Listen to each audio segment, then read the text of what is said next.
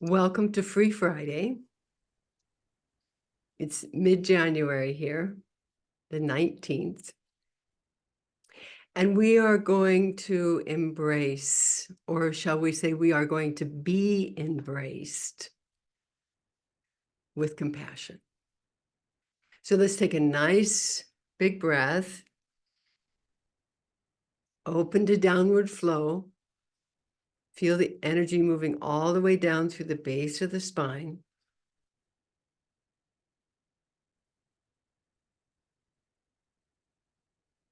Nice, open, another big breath. Opening downward flow, feel it moving all the way down through your hips, out through the bottoms of your feet.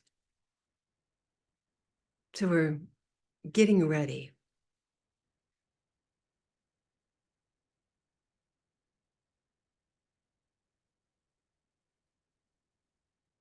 Beautiful.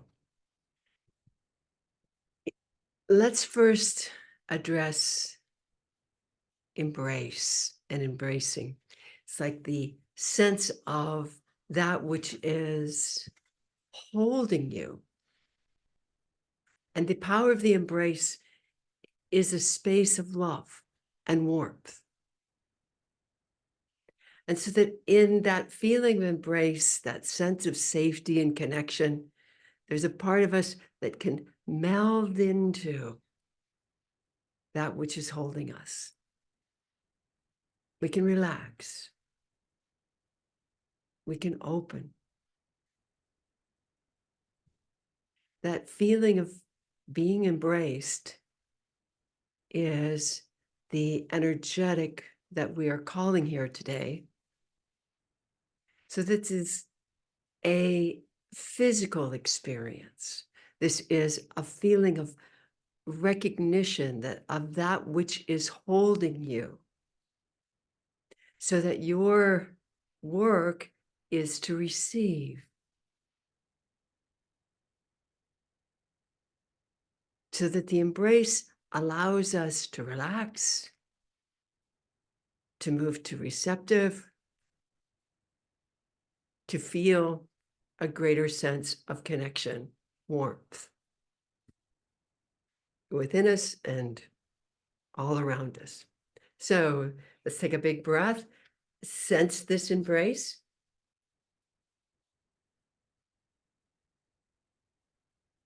So we become the vehicle, the power of the receptive, the acknowledgement that we are being held.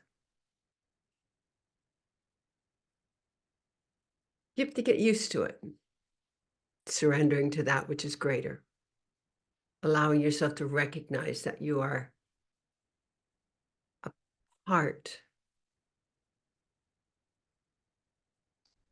You are part of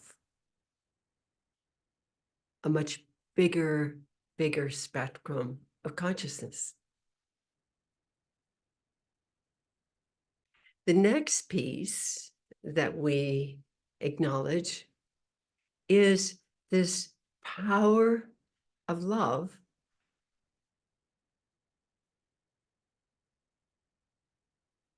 that is available when we are open.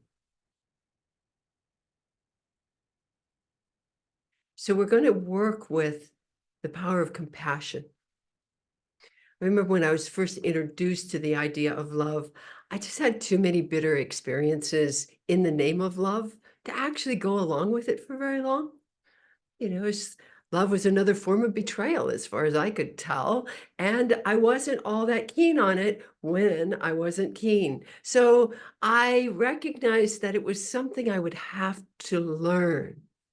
Just like I learned to stay closed and cynical, I would have to be able to learn to be open and to find a different way of experiencing myself in life.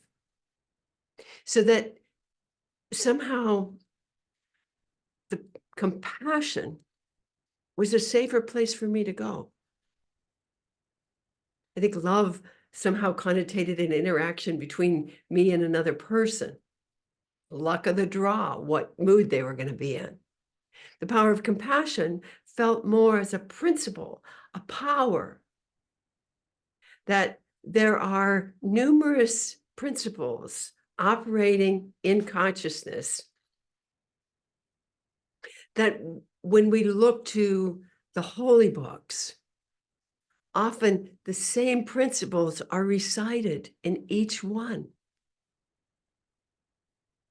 So whether we're in the Talmud or in the Bible or in the Quran, these powers that describe God, that described a certain quality of God, would be known to those who could experience. That being known to be able to experience, meaning that you can actually vibrate on a little higher level than this closed, kind of Nancy the Betrayed one. She didn't vibrate too fast. Let's just put it that way. There was a sense that by opening up and being able to recognize, because there was just something always in me so hungry to know. I'm inquisitive. I asked a lot of questions. The first question I had to come to is, what is compassion? I heard the word used. I'd heard many other aspects of these principal powers: wisdom, omnipresence, omnipotent. I found them all over the place. I actually went looking for them to see if there could be some kind of cue of figuring this one out, of how I could become spiritual, right? I wanted to know God. I truly, truly did. And so what was going to be the process? So I thought, whoa, if I could know on a visceral level, I mean, feel it and be able to exchange it and be able to generate it. Wow, that was getting pretty big. That if I had that ability and that capacity, then I would know. I would be part of the knowing. I would live as an aspect of the knower. And that's where I started around this element of compassion. First, not having much relationship to it, except on something that seemed to live outside the level of my human experiences. A willingness on my part to recognize that I would be learning to relate to a principle, a sense of divinity, if you will, all for me as an experience, so that I would be able to have a deeper recognition of my own God self, right? God is within. That it's within each one of us. But until we got a real deep sense of it, that little cynical mind of mine might just pop back up again and be able to do some kind of snarky dismissal of the whole thing simply because I don't know what it is, or I don't have that experience of this day. So that the power of the principle, right, is marked by strong entities.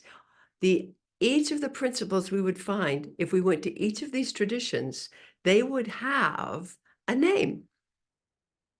That if we are looking at the power of compassion and would call for the archangel that would hold that dynamic, we would be calling to Archangel Raphael.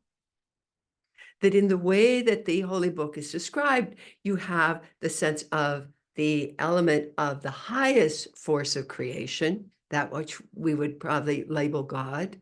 Then we have a direct transmission into a stronger archetypal nature, which would be our Archangel Raphael.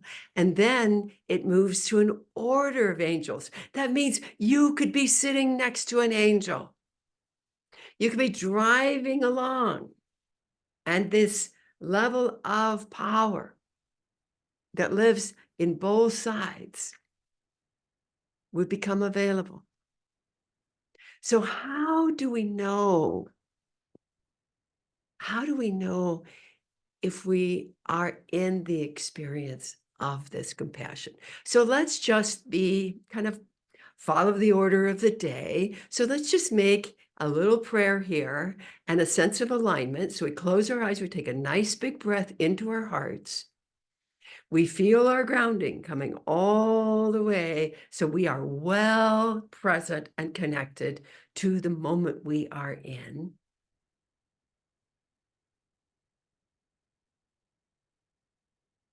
Within the power of invocation, we call on the power of compassion.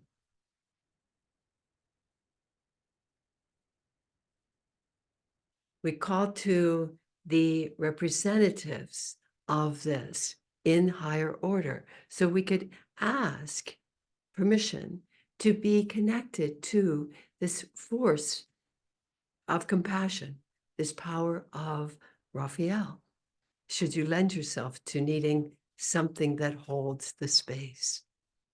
And it's very powerful. So we're going to feel this aspect of light coming from above the head all the way down through the base of the spine.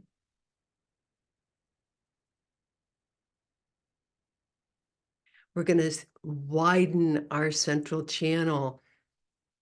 I mean, maybe you would use our breath or relax and feel a widening of current as when we bring more water down the river gets wider, it gets stronger, it gets more dynamic.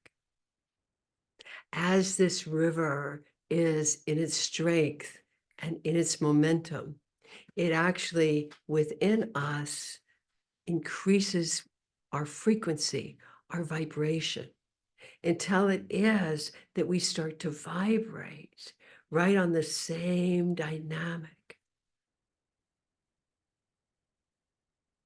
So when we hear the holy name, every cell in our body responds.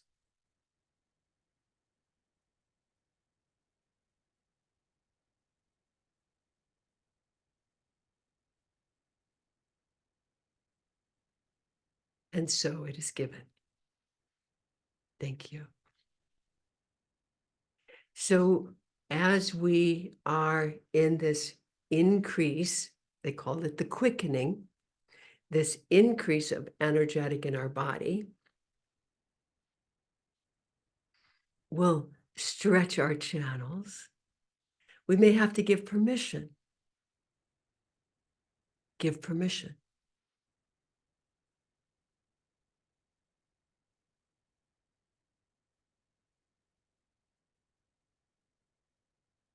And that's really all we have to do in relationship to this energetic flow. And then compassion becomes our teacher. I love all that. If I was a quiet person, that would probably be enough for me. It is at times. But my inquisitive mind, this curious part of me, says, thank you. What is it? What is the experience? What is happening to me? So here are some of the things, the little pointers along the way that tell us that we are there. It's a shift of perception. Your body softens.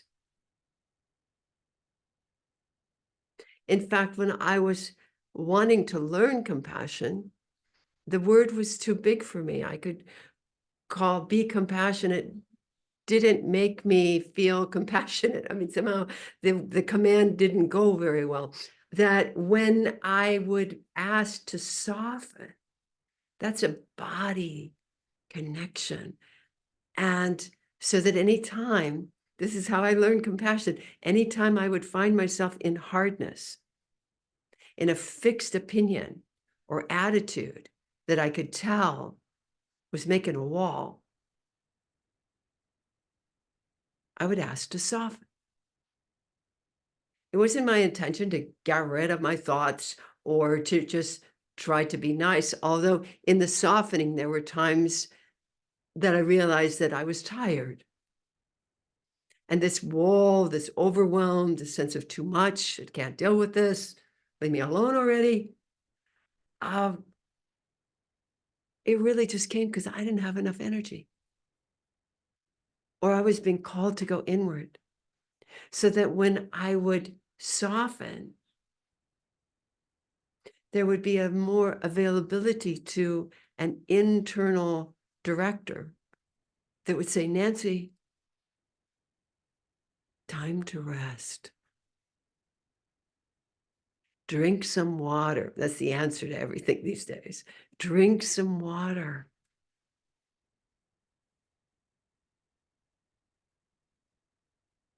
Listen to what's going on here.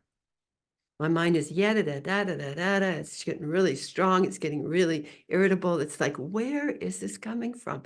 If I were going to have compassion to a part of me that wants to basically blame and make it someone else's fault, and then we come, oh, well, I should follow the rule. I should have compassion towards them because they may not even know what they were doing. The only problem was I was not experiencing compassion in that statement. I was actually trying to fix them, either to get them out of my hair or to have whatever was going on. And that's when I realized that if I'm speaking of compassion or wanting to use compassion as some kind of way to get that to stop, all it really fortified in me was my own arrogance and this kind of false feeling of superiority. And so that kind of compassion, I found, was experienced as judgment. No, no, I'm being compassionate. No, no, you're not, right? You know, when you finally really have to get to the bottom of like where you're coming from, what am I actually feeling? So that whatever I feel is what I'm going to project. So that if I'm holding a lot of judgments in a situation because I'm uncomfortable, because I don't like what's going on here, the power of compassion has to go into my generating system. If you take nothing more from tonight than where we are right now, you must memorize that you will not get anywhere projecting compassion onto other as a way of trying to get it to shift or change. I don't think it hurts anything. And sometimes we're very genuinely feeling that need for compassion for others. And where we discovered this is we would bring people up to the front of the room and ask them to send compassion to somebody. And the person that's standing there went, well, that was nice. Then we asked them to generate compassion. And how would they do that? On technical, we called it go to the insertion point. You have a weak spot in your energetic field. That weak spot basically is receiving something in you that is causing irritation, difficulty, poisonous activities. You have an insertion space somewhere in your field. It's the break in the astral fields, if you use this kind of language. It's a courting connection. I'm hooked up to someone in a way that basically I experience their worlds. And what do? I get hard to try to basically stop the leak. So that when my body gets agitated or uncomfortable, or I fall to a great level of sympathy, the key is to go to the place where I'm experiencing it in my body. Where is it coming in? So my hands will, I don't even have to ask that question. My hands are trained now to go to my heart, go to my solar plexus, go to my tummy, in that place of where I am experiencing this energy, the signal that says compassion is needed. If I am willing to use this line of connection, or just even the thought of bring compassion, soften behind your hand, open up, kiddo, to you, to a higher force of support. Everything around you is a higher level of support. The trees, the flowers, the birds, it's everywhere. So if we let our being come and say, I need compassion in the part of me that's frightened. I need compassion in the part of me that is horrified about what's going on in the world in certain places. I need compassion. So that we bring that right to that place, and it neutralizes the energy inside. You're taken care of. There's no more projection that goes out. There's no more attitude and anger that has to keep being pounded out into the universe, right? That's why compassion is called the karma melter, because when our hands are here and the energy is grounded, it gives us a way to then start to relate to what is actually going on around you. The reason I use this is because it works. If I could have compassion for somebody else over there that I think is being kind of like an asshole, and I'm really out of the picture, I was just standing here, I didn't do anything. Hey, I'd go for it. I just couldn't get it to work. I didn't sense the inner workings of me or the other person. All we had was hard opinions bouncing off each other's walls. So compassion. I don't have to call for the angels unless that's my thing. What I do have to recognize is that as this force comes into my being, there will be a quickening, and my body needs to soften around that in order for the power of healing to do its work. That when compassion is present, truly present, there isn't the need for an outside wall of protection. And my intuition will cue me exactly what is the right thing to do. Either to not expose myself any longer to a situation, take a little room, take a little space, come at it from a different place. That where we are, again, we have invoked the angels, we have acknowledged the strength that we call compassion as a principle. That means that that power is present in our universe. It operates both in an archetypal base and also as a pure energy alignment. That as we tap into the sense of this, the reason we're doing that is so that we don't have to keep repeating the same harm and hurts over and over again. We're doing it because we want to be part of the solution, not part of the problem. So I soften. That's my first piece. I soften.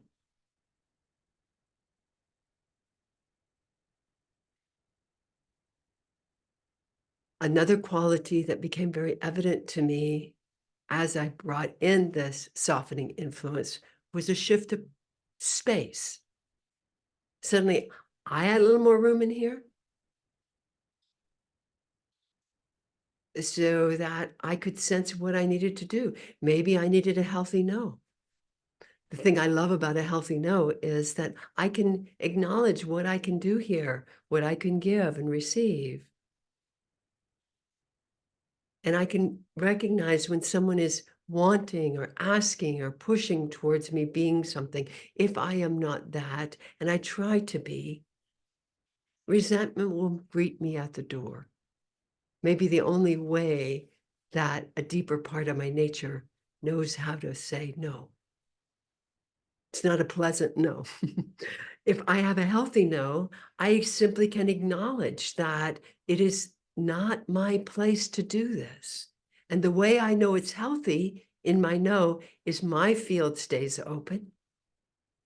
And in the situation that I may be saying no to, the person immediately regroups with the ability to go find out who could help them in this way without being shamed or made wrong or asked to be invisible.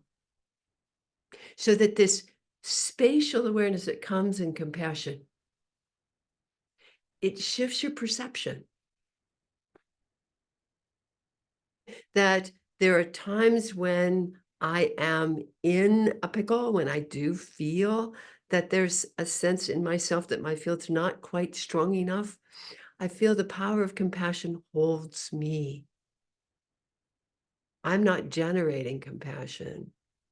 I'm living within the frame of compassion. When I think of that, it's like being back in that embrace. We are very fortunate to live in Hawaii, and you today the air was so sweet. We've had a big blowing storm. We don't have pollution here in that way. And you could simply feel the air warmed by the sun and a sense of all the flowers sparkling and beautiful. And there was just this beautiful sense of being held in this beautiful, warm space. I see this when people come to visit us in the islands. Something changes in maybe part of they get to take their clothes off a little bit more and they get to breathe a little deeper and they're here for refreshing. They come to the islands to restore their hearts. And that is the power of compassion. So we have a softening that takes place. We have the ability to recognize that we are not sending this principle outside of a wall. We're using the principle to come in and soften the part of us, heal the part of us, protect the part of us that put the wall up in the first place. Doesn't mean the wall goes away. The wall will fall away when you are ready, when you are more present than your defense mechanisms. You won't need them anymore. You'll have your healthy no. You'll hear your intuition. You'll know what is the right thing. You will know when to wait. So we have this embrace in the parts of ourself that we would reach to protect. We have a sense that we get more space, and this space allows us to see our projections. What was my expectation of this situation? What was it that I thought was supposed to happen that didn't? Sometimes right there, again, we would become hard. What I had to do in recognizing that if my expectation was based more on a model that I would be that versus the sense of the person I'm projecting on and expecting from, they may not even have that grid in their reality. And so I could be putting out a pretty strong kind of expectation, asking somebody to be something that is not who they are. So that one of the things that compassion does is it creates a shattering of anything that is not true.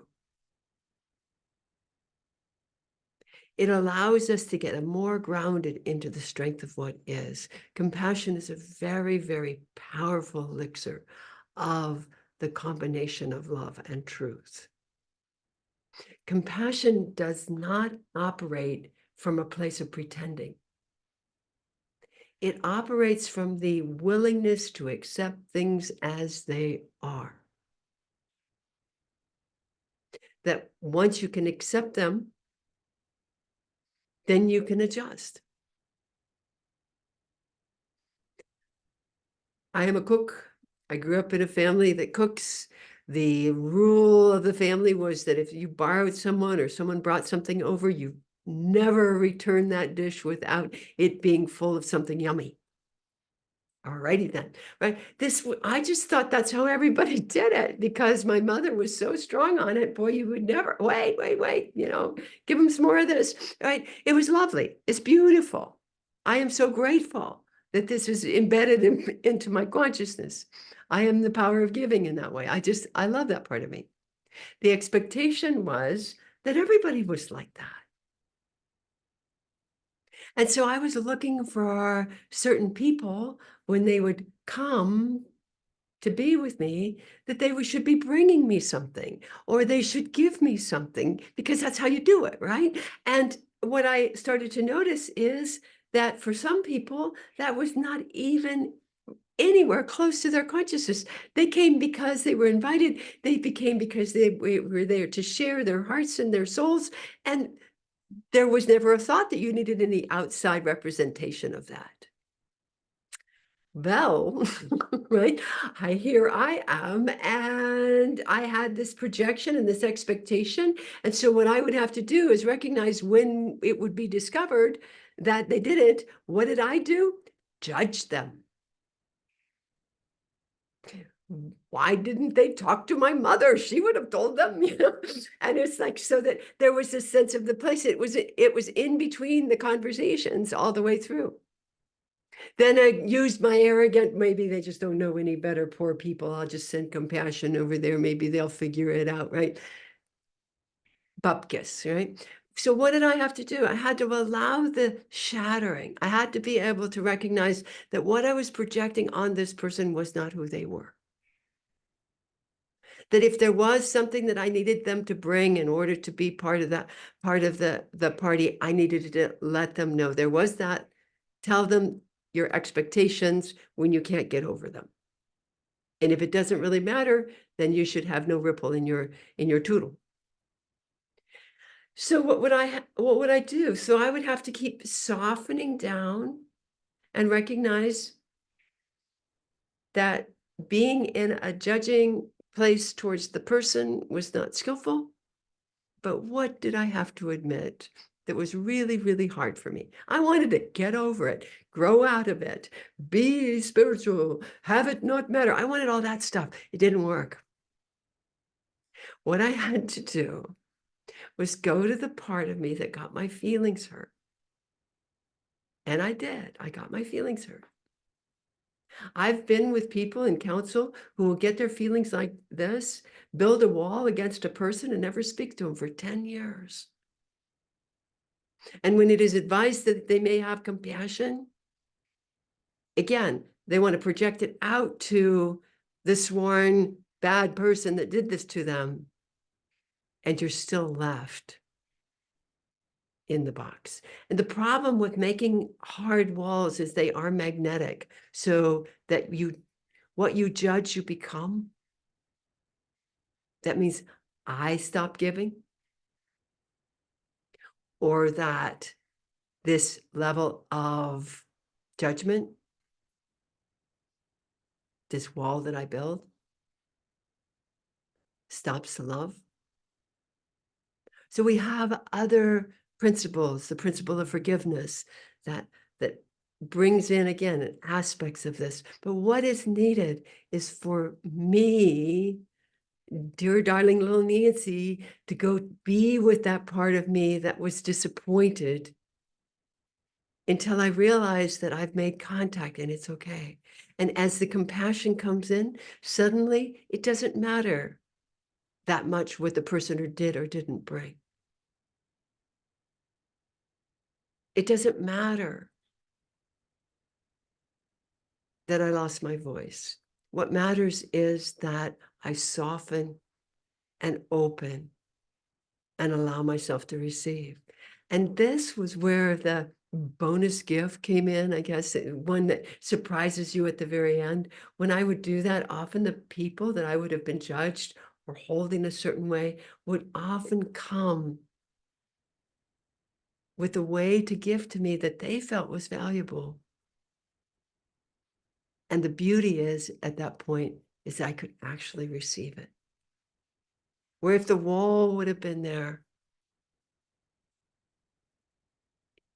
I would only have made it wrong with the feeling that it was not enough. So this level of melting that we hear in compassion, this softening influence, the ability to release our projections, the ability to see the bigger picture, to open ourselves. It sounds very simple and elementary, partly because we've heard it so many times. But often in that way, we come back to it, maybe even with the thought of it as a recipe to recognize that this power of compassion, it's like a shapeshifter. And if I can ground these energetic charges, so I don't have to build a grudge against a situation, a person, a country, that means that I am weakened or that I hide from my experience, but I come there within myself with a depth of understanding, even if there is no way to resolution it, because it's an unresolvable conflict, which does happen in situations. There's a part of me that becomes congruent. There's a deep sense of connection within that. So that when I see the person, they go, "Are we good?" I can honestly generate that feeling, we're good. They don't dedicate within most all traditions, a time of year to do this.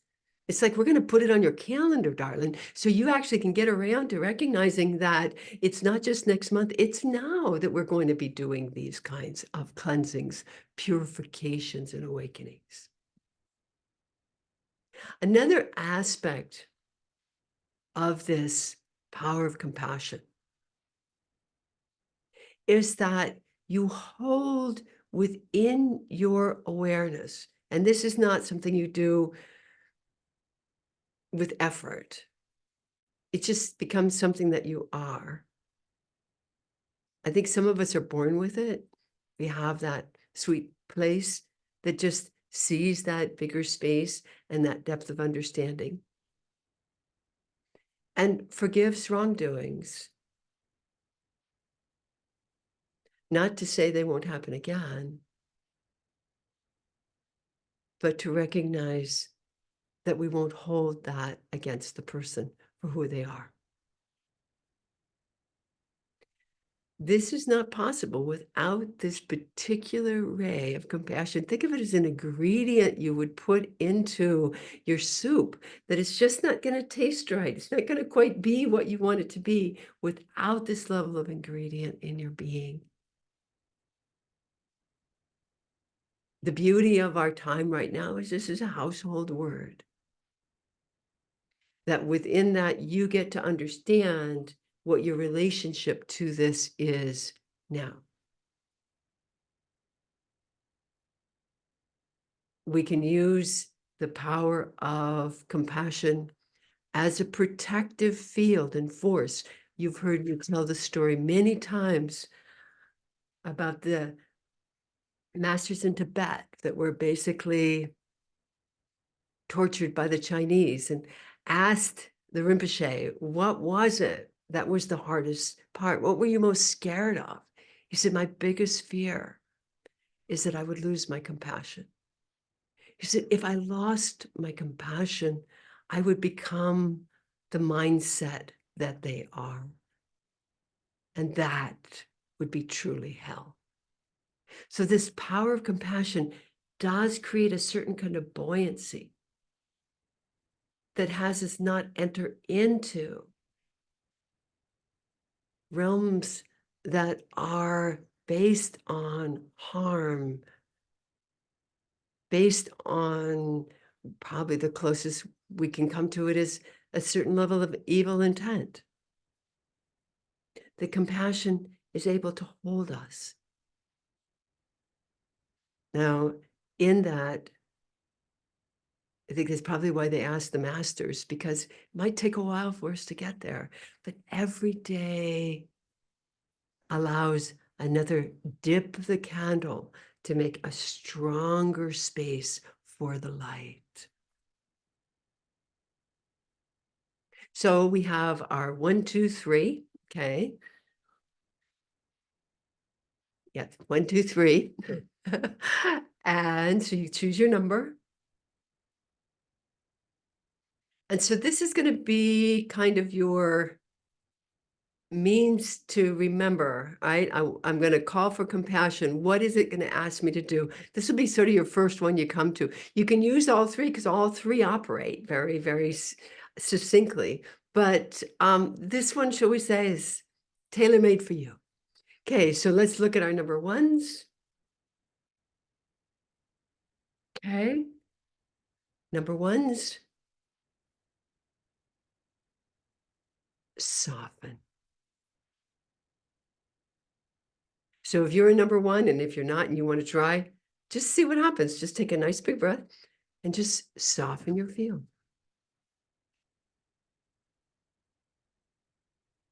So what do we notice? We come a little more inward, a little deeper in our own nature. We kind of break the hypnotism of our projections, and expectations. So we get back to ourself. So it's not so much about the story or what happened. It's about, what do you need? So that softening brings you back to yourself. That power of softening will often let me use my hand and place it right on the spot, because most of the time, what signals for me that I'm going to need some compassion is when I get my feelings hurt, which means when my energetic field is cracking. Soften. Number twos.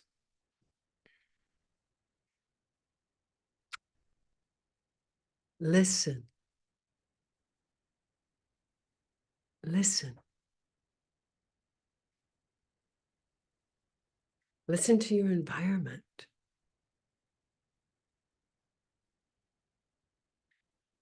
I have a sense I was born into the bird clan, because they certainly are around me a lot. I get adopted by bird clans. It's really, really beautiful. I could just feel that sense of that swooping in. And often when I'm in a position that's difficult,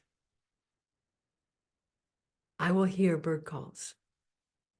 And whatever it does to the brain, there's something that birds do that probably the scientists could tell us what it is. There's something that happens to me that helps me know that I'm not alone. So when I'm listening to myself, I'm listening to my environment. That sometimes when I'm listening, I realize in that moment that what's happening here in this interaction, it's not working. And we need a timeout. We need to take a break. We need to step away from each other. Maybe go outside for a while. In this power of listening, we're listening to our tone of voice. We're listening to a much deeper sense of what our environment is saying and experiencing it.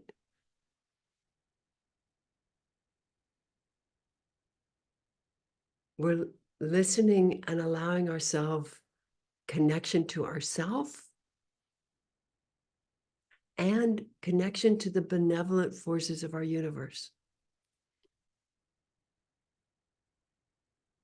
When my mama died, it was hard for me because I'd never been on the planet without her. She brought me here. And so it was kind of a funny thing, like losing your homeland somehow. There was just something that was so anchored. It didn't make any sense, so I didn't talk about it much. But this feeling that it's like she grounded something in me that made me real. And the idea that she wasn't gonna be on this planet anymore seemed to be pretty close to unbearable for me to conceive. She, on the other hand, was very clear it was her time to go. She told all of us to get a life and leave her alone. She was going. She goes, "Why do you guys keep trying to make me eat and do all this stuff?" I said, "Mama, we love you." She said, "Fine." My mom was a truth woman. We got the equivalent of, "Would you get over it? I'm on my way out of here." She came to me and asked me to help her get out. That was a whole other story. After she was gone, I was in a very, very deep place. I had the opportunity, because I love her so much, I actually got to get my experience of going through the Bardo with her. I got to stage 3 in the Bardo with her. At that point, we were walking through, it's like, I would call this like a passage of pain, all the pain that she had experienced in her life, very visceral. And I have never hurt and felt so swelled up in my life. She comes to me energetically and says, "Nancy, this is it, dear. Go home. You can't go any farther here." I was devastated. I would have died to be on the other side with her. I mean, I was really, really into this. It was like, she says, "We will come to you. You are not to come to us." I think I hurt so bad that I was like, "Okay, okay, okay. I don't wanna die. I'm not really." So I came down. So you know what happened? As this compassion was filling my space, there was a songbird called thrush that came down. They live up in the hills, and they eat lots of bugs and stuff like that. We don't have a huge amount of them around our house.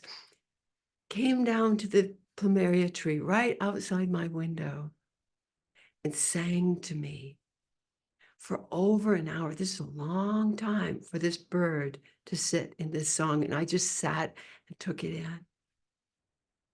For 1 week it came every day, and I knew it was sent by the power of my mother. I never felt such a deep compassion towards this depth of kind of unconceivable loss that my body was in. And at the same time, I never had a deeper appreciation and love for life as I did within that moment with that bird. So, listening and letting this connection be real. All of this, again, within this principle, the powers of the archetypal connection of what this compassion is to us. Number 3,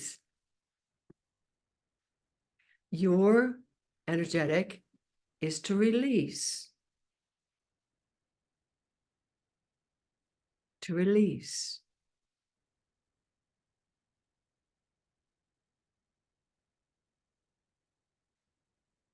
What are you releasing? Anything that causes obstruction. Anything that makes you small. Maybe this is the hardest one, this power of release, because we don't really have a sense often of knowing what that means. We know what it means when we fall apart. We know what it means when we get into some kind of rage-filled, dramatic, "I'm right." We know those places pretty like the back of our hand. What does it mean to release? So I'll give you a few, but those who've chosen this number, you get to come and tell me what it means. Because as we call on a principle, whatever it is, we will know it through our experience. Principles speak through experience. That literally it projects itself through you, and then everything that's around you in that moment becomes your teacher. That this power of experience, it shows the world to you. So what do we do when we're shown hard things, when we're shown situations of hurt or pain? Our world's not in an easy spot. So that this power of release might be that I release my fear, this contracted hardness that I go to for safety. It may be that I release a certain way that I've looked at something. It's like in my recent studies, I realized that there's certain places where I just screwed the cap on wrong, man. I was like, when I'm listening to it and looking at it, it's going, whoa, that's not how I pictured it, especially from my kind of patriarchal training that you get before you even know you got it. It was like, woo, I have to release a whole different way. I got almost like a paradigm of how I put the world together in order for a deeper truth to reveal itself. And there was something in me that knew that the old paradigm brought me as far as I could. The barge takes me across the river. My job is to get off the barge and carry on in my journey, not try to take the barge with me just in case there's another river up ahead. So that this dynamic of having to live and let go of the way we thought the world was, the way we thought the world was supposed to be. We've seen this in just the kinds of limitations that we've placed on each other in what we can or cannot do. The sense of a certain attitude that says, my attitude is better than yours, so therefore you have to do it my way. That when we are playing with these kinds of dynamics, they may give us safety and self-righteousness. They don't give us freedom, and they don't give us love. So in this power of release, you'll get to see what it is that gets to fall away. One of the releases that happened to me that was very powerful in this integration of compassion into my consciousness was that I noticed that I didn't react to certain things the way I used to. That I did trigger finger, right? And somebody said something and instantly I'm like devastated, or I'm angry, or I'm going to fight. I'm going to do all these kinds of things. And it's like would sort of come in and it would do its little trigger thing that it does. And I'm unaffected. I was kind of like, wow, I didn't react the same way. That means I released the trigger. It might be for you threes that you'll recognize that there's a whole lot of ways that you have been in the world that basically aren't needed anymore. It's kind of like taking some of the training wheels off your bicycle so you can move in a very different kind of way.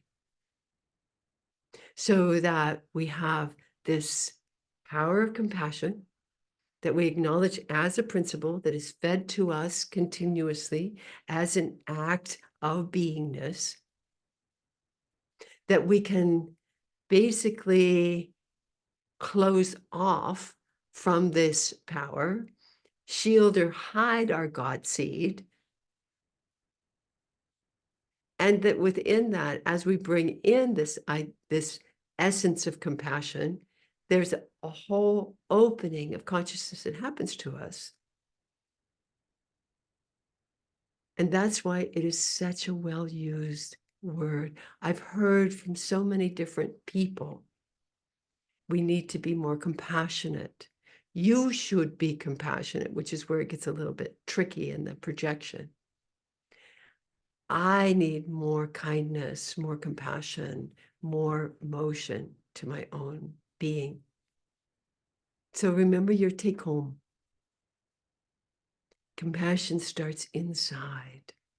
Go to the places that's affected by what's going on, correct it there in what we call the insertion point, connect it in your center, and the vibrational frequency immediately responds in the world around you. If you don't know if that's true or not, then you're going to have to give it a try.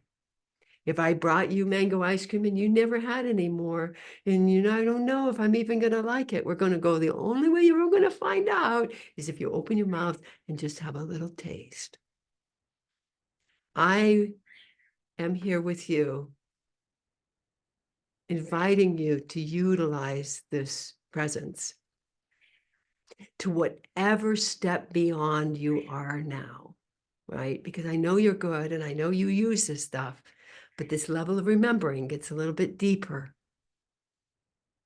Because as we embrace ourselves in some form of divinity, in some form of remembrance of our God self, that power of creation that lives inside, that is our answer to freedom.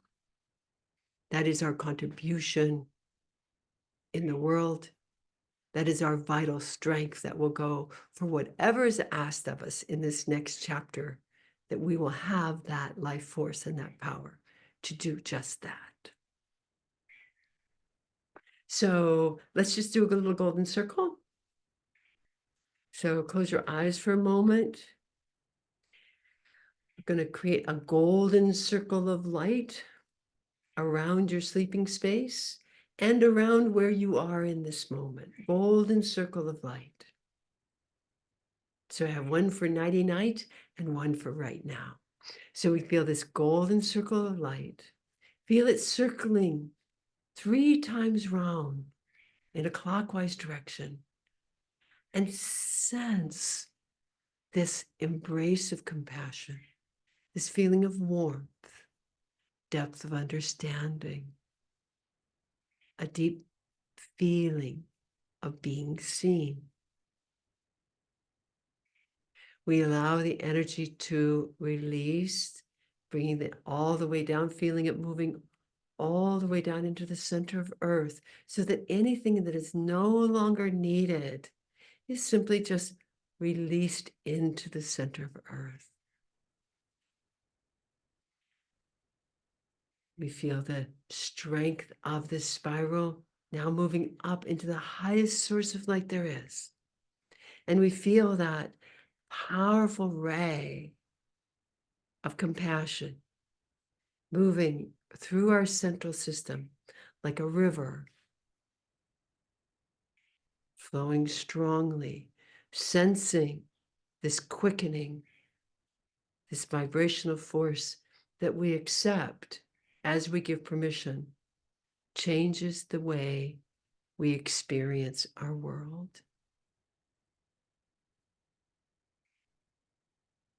So we allow this power, almost like an elixir, something that we will come to when we recognize that we have to surrender and reach into that which we do not yet know. As I did with the release of my mother, the sense of, in the golden circle, a beautiful sense of healing, that feeling of being embraced.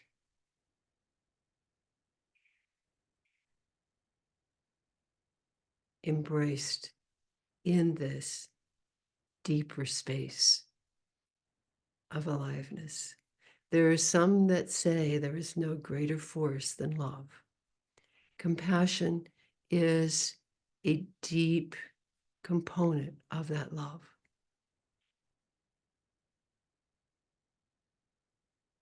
It will be revealed. You will recognize it.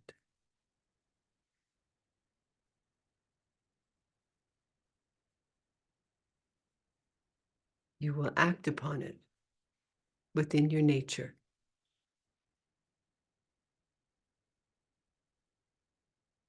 In all the ways that you are ready.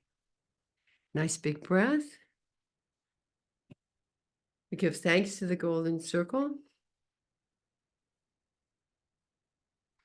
We can fluff up our little pillows and let our bed know we'll be there when the time is right. And we can take the empowerment of where we are sitting and let it get even stronger, so that every time I sit in this chair, there is a feeling that the powers of compassion as a principled energetic force are active and alive, whether I am there or not. We have set a field. So nice big breath. I appreciate you so much. You bring the best of me, and I really appreciate it. It just gives me so much love that we can be together and that we can share this dynamic, because it takes a village to ground these forces, and we are that village. Aloha.